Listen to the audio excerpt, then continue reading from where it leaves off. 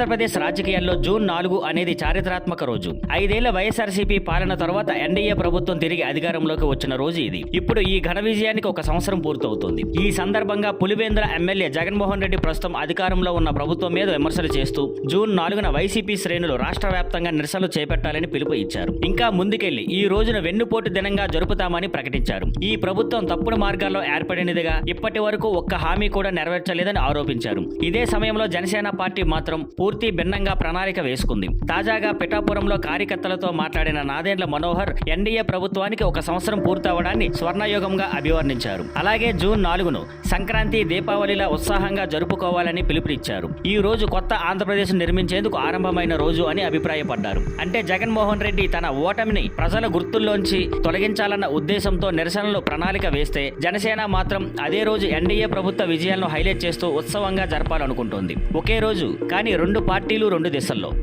Thank you for watching. Please like, share and subscribe.